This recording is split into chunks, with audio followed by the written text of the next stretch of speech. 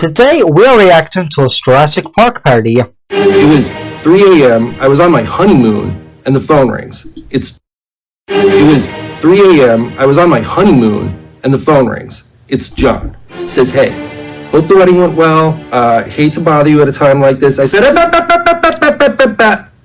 let me stop you right there, John. I requested this time off 18 months ago. I'm sorry it coincided with everything. You all knew about it. Gennaro said he had it covered. He's like, I know, that's why I'm calling.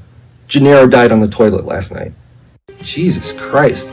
I knew he had Crohn's, but I didn't think it could be that bad. He says, oh, no. I misspoke. He was on the toilet when the T-Rex ate him. Maybe lead with that next time, John. What the fuck? First of all, I'm not a dinosaur lawyer. That makes me sound like I'm sitting in a courtroom next to a T-Rex. Which, okay, I guess I did do that in the San Diego case, but that didn't happen until much later. After the disaster at the Wonka Candy we might get Jurassic Park 2. Company, I was looking for a new in-house counsel job, and I found a great one with a biotech startup. Good salary, lots of equity. They already had their Series A funding, mainly through one angel investor, but most importantly, the tech worked. I mean, it like really worked. But of course, that's when investors start getting itchy and want to see a positive ROI. And that's when the lead investor was like, great, you guys have perfectly bioengineered a life form that hasn't existed for 65 million years. When can we break ground on a theme park resort? Imagine being able to build anything, for any reason, in any style. John Hammond is an idiot. Look, I know John Hammond's actor died, so this might be distasteful to say, but can someone please get a scene where he gets a line and edit the Kaisenat GAT scene? It'd be so funny. To be said, John Hammond is one of the dumbest people on the planet. He proves the rule that being rich does not make you smart. He owned 85% of a biotech startup that could completely reshape the agricultural industry, but he was like, what about dinosaur vacation packages for middle-class Americans? Like, what? Everyone at InGen was so excited we thought we would be cloning disease-free cattle, helping repopulate elephants and condors, but John's over here like, maybe we should make soft pretzels in the shape of brontosauruses. Don't get me wrong, the idea of a theme park has merit. I mean, obviously it eventually did, but that's a year 10 goal, not a year 1 goal. Anyways, step 1 was getting... I actually do agree with him, saying that John should have holded back the raptors, holded on his raptors like hold your horses. He should have started with, hey, let's try bringing back a plant, okay? The plants worked, then bringing back a feature, bring back one dinosaur, just one, and hold it back in the T-Rex forever and then kill it. Then 5 years, make another dinosaur, and then after 20 years, then try to make your park, but not on year 1. Also, just don't do it in a tropical area, Do this on. The Florida Keys weren't big enough, Micronesia was too far. The Costa Rican government, however, was selling some offshore islands that were large enough for a theme park resort and a hotel, so we bought Isla Sorna to start growing some dinosaurs, and John was like, there's too much beach here. I can't have them hanging out at the beach, I need them in the park, so we need a new island. So we had to buy a second island, Isla Nublar, and the Costa Ricans didn't care. They were like, you want to buy 2 islands that we're not using 150 miles offshore and bring us American tourism dollars? Okay. So that's 2 islands. That's $25 million right off the bat. And we have to build a lab and a resort on one of them, and then the real lab on the other. More on that later. So that means doubled construction costs, triple the shipping costs because they're both islands, so everything's got to be brought in by boat or helicopter, and the cost of housing the construction workers because you can't schlep them in every day. And John's like, we need to think branding. We need characters that can be on t-shirts, movies. We need our own Mickey Mouse. I was working on storyboards for Aladdin when I get a call from this guy, John Hammond. He says, hey, how would you like to create a whole theme parks with the characters with their own shows, movies, rides, merchandise? And gee whiz, what an opportunity for a guy like me. I started working on characters. I had Tony Triceratops, Dylan Diplodocus. I get to Jurassic Park and John's like, oh no, we just need a DNA guy to explain all the science. But he has fun adventures, right? No, he mostly explains how DNA sequencing works. None of this was really sounding like a fun kids thing, but I drew up Mr. DNA. John Hammond takes one look and he says, Where are his pants? I said, his pants? John's like, yeah, Mr. DNA needs pants. I can't have kids looking at his shamefulness. He's a DNA strand. He doesn't have a... Wait, a what? Oh, God, Mr. DNA. And look... Well, welcome to Dino DNA. Hey, Mr. DNA, your pindles. This is Mr. Dioxide to you, young lady. Welcome to Dino DNA. The Amber. I found a sketch of him on Amazon that will sell for $1 million. Yippee! I hope you know, if I buy that, it would be framed and put up there as one of my prized possessions. Yes, sir. I'm not even joking, John did have the money for all this, to a point. Publicly, he was like, we've spared no expense. Chilean sea bass, no expense. Egyptian cotton sheets, no expense. But behind the scenes, he was actually like, Dennis Nedry, I will not get into another discussion about your salary. Which made no sense. Dennis Nedry built the entire computer system that runs the entire island. And he built it on a Unix system. Do you know how to use Unix? I minored in computer science at Rutgers. I've never even seen a Unix system. Yeah, I don't know how to work it either. And there are only 2 people within 150 miles by boat who know how to use this system, and both of them are sitting in this room. Dennis Nedry and Ray Arnold were completely indispensable. Jurassic Park was like the hatch on Lost. One of those 2 guys had to be there at all times. And you're going to argue with one of them over what? Maybe like a $30,000 bonus that he has clearly earned? When you Nedry really deserved the money. And some people say, oh, he didn't because he was evil. The only reason he's evil is because of John. So, John, you know, as I've said, also, Nedry says, okay, Dad, to John. And I know they talk about the edgy teenagers. But they talk about the Force alarmists. So, I'm just saying, maybe Nedry has problems with his father, and he's venting to it about Hammond reminding him of his father. Maybe late father, maybe alive, we don't know. But his father was probably mean to him in his life. Or maybe it wasn't mean, but in his opinion was mean. We don't really know. But it's my fan theory that he had problems with his father. But every time you get into a discussion with him about this, it would be like, "Boom, John Hammond, please come to the hatchery." John insisted at being at every egg hatching. He was really into Twilight and the idea of imprinting, which, creepy. But do you understand how many eggs that was? Every 5 minutes. Boom, John Hammond, please come to the hatchery. Boom, John Hammond, please come to the hatchery. Boom, John Hammond, please come to the hatchery. John, these are bird-brained dinosaurs that you are never going to see again. You are not their mother, and you are wasting everyone's time with this. Also, they're raptors, so this is the forefront of science. Not every egg came out with a perfect dinosaur. It's weird to think about it now, but like, we brought 3 of Godzilla's enemies to life before we got anywhere near a dinosaur. And once we did get dinosaurs, John was like, we gotta do velociraptors. You gotta understand, this was 1991. No one had ever even heard of velociraptors before, unless you were some asshole kid wandering into a grad student's dig site. But John knew exactly what they were. He was like, definitely velociraptors. They are perfect killing machines. We can never let the tour groups or any staff members anywhere near these creatures. I think we need at least 3 of them. And that's how Joffrey Brown died, because John fucking Hammond wanted the experience of it imprinting on a newborn velociraptor. Joffrey's death rattled the other investors. They were concerned about the safety in the park. Yeah, like, when I played the Jurassic Park art game, I made all of my dinosaurs herbivores. Because I did what John didn't do. John only making herbivores. Now, okay, maybe I'm a pussy for doing that. But you know what I say? More lives, less crimes. Seems fair to me, seems fair to you. And that's how Gennaro got pulled in. Everyone thinks he worked for InGen Jurassic Park. No, he worked for the other investors who thought John thinks he worked for InGen Jurassic Park. No. He worked for the other investors who thought John was cutting too many corners with the theme park. The thing about it was, for a theme park, we only had 2 rides. We had the Mr. DNA Science Tour, which was about as interesting as an old Epcot ride. Everyone who tested it just wanted to leave. And then the other ride was the Safari Dinosaur Tour, which was too long. Yeah. Any takers? Whoa, Mr. Vegas. Jungle was overgrown. You couldn't see anything. we really should have consulted with the San Diego Zoo about that. The jungle was overgrown, you couldn't see anything. We really should have consulted with the San Diego Zoo about that, but let's just say we burned all bridges with the city of San Diego at this point.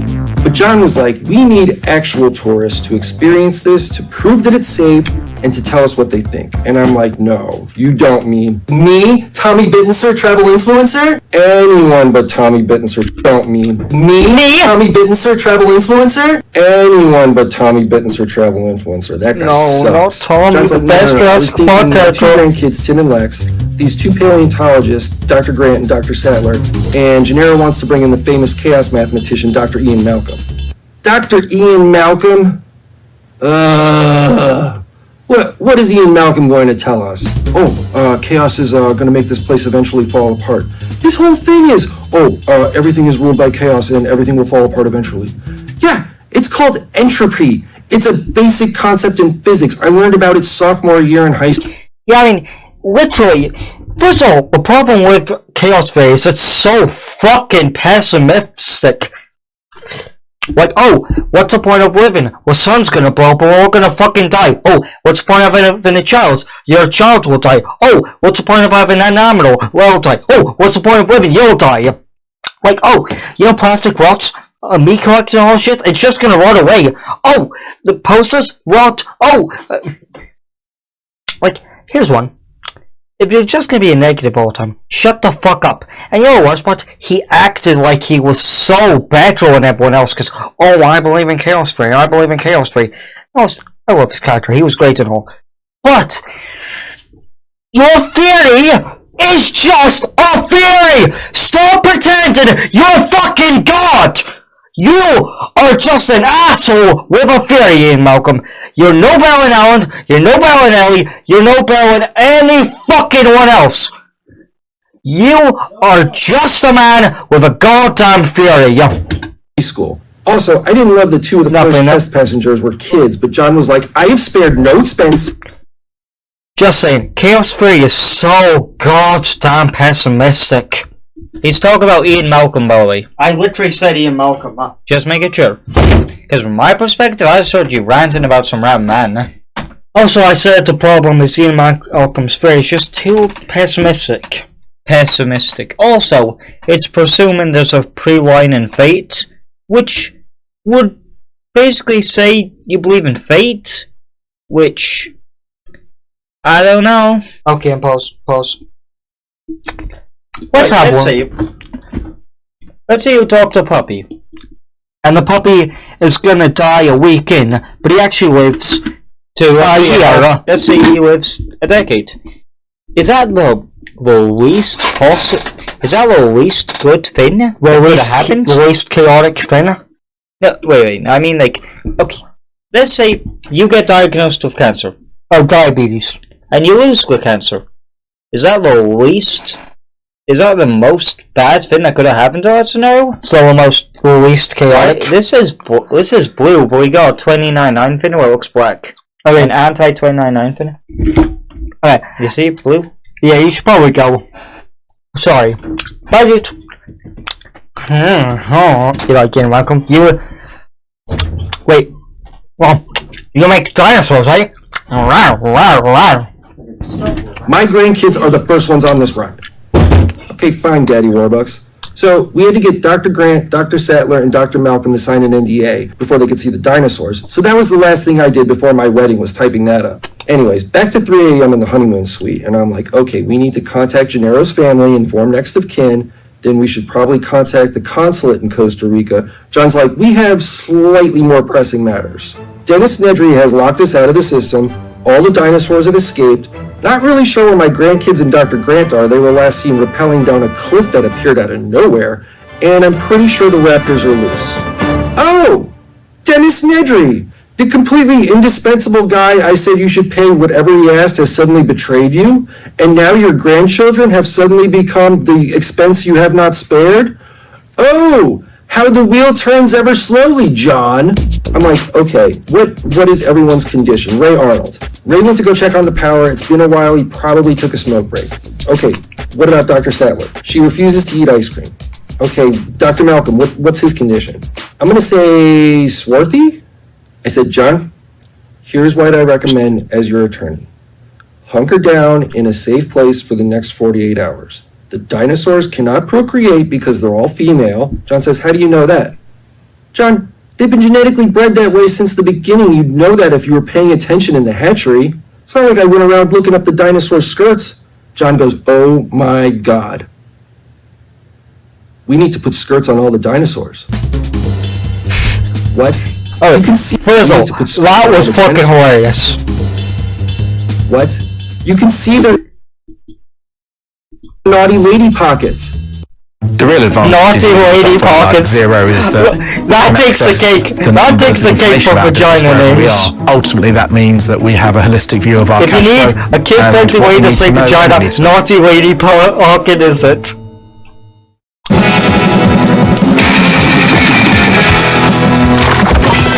Stick your neck out. The what? And they need bras too. You want the dinosaurs to wear bras? It's not like a little Carter. Make sure you give the T-Rex one that closes in front. She's got tiny arms. Okay, either way, John, after 48 hours, all the dinosaurs will die off because of the lysine contingency. If we don't provide the dinosaurs with lysine supplements in their food, they die. John says, okay, full disclosure, I've been bottle feeding all the dinosaurs lysine. You what? I am their mother. John, you are absolutely not the dinosaur's mother. At this point, my wife is losing it. She's like, hang up the phone. You said you weren't going to take work calls on our honeymoon. I said, sweetie, it's this whole thing. She said, did they sign your waiver? Yes. Then you've done your job. Hang up the phone. I'm like, honey, it's complicated. People are getting eaten. She says, you know who's not getting eaten on her honeymoon? So I hung up. Damn, boy! Damn! On John. He calls me up 6 hours later from the helicopter. I'm like, did you guys all make it out okay? He's like, well, Ray Arnold didn't make it, and neither did Muldoon, but other than that, everyone's okay. Yes, there was a boat at 1900 hours, but that means it left before sunset, before all this shit went down. You had 5 hotel guests staying overnight. What about the hotel maids, the cooks, the bellhops, all the people we were training to work in the gift shops and concessions, the guy we were going to put in the Mr. DNA suit, all the people in the lab, Dr. Wu? They can't all take a 5-hour boat ride back and forth to work every day. What happened to all those people? John coldly said, you're my lawyer, and I spare no expense. So what happened to Dennis Nedry? I was told he was last seen in the motor pool taking a Jeep and holding a can of Barbasol. But I was like, Barbasol? That's impossible. The name's Dickie Marsden, Vice President of Marketing for Burmashave, the men's shaving lotion made from the finest ingredients smuggled out of the Burmese jungle. We were known for our rhyming roadside advertisements, and it seemed a natural fit for the Dinosaur Jeep Tour to become the official men's shaving cream of Jurassic Park hotels and resorts. Up ahead, it's the T-Rex. Stay in the car, or for lunch you're next. Burmashave. Boy, I would have loved to seen the look on Dodgson's face when he found out he lost the Jurassic Park account to me. Turns out the Vice President of Marketing for Barbasol, Louis Dodgson, was last seen handing a leather bag to Dennis Nedry in a San Juan restaurant 3 days earlier. Nedry, or what was left of him, was found in a Jeep months later on a cliff near the East Dock. Headed to the East Dock? You're in the right place. If you made a wrong turn, a dino will spit acid in your face. Burmashave. 4 dead people. Wait, only 4 dead people? Oh, okay. 4 dead people, all because of a shaving cream exclusivity contract. But the biggest twist of all was when I found out who hired Gennaro in the first place. Remember when I said he represented the other investors in Jurassic Park? Turns out there was only one other investor, veteran actor James Cromwell. Everything. The amber, the mosquitoes, the labs, Mr. DNA, the dinosaurs, the theme park, everything was just so James Cromwell could clone the pig he worked with on Babe. Movie star. Well, you done good, Kid Pig. Can we talk about the San Diego case? Oh, God. God, please, no! Hey, what's up, everybody? Thanks for watching the latest episode of Minor Cat. Well, friends, I will have to see you all in the next part. Listen, I want you guys to hold on your butts and like and subscribe.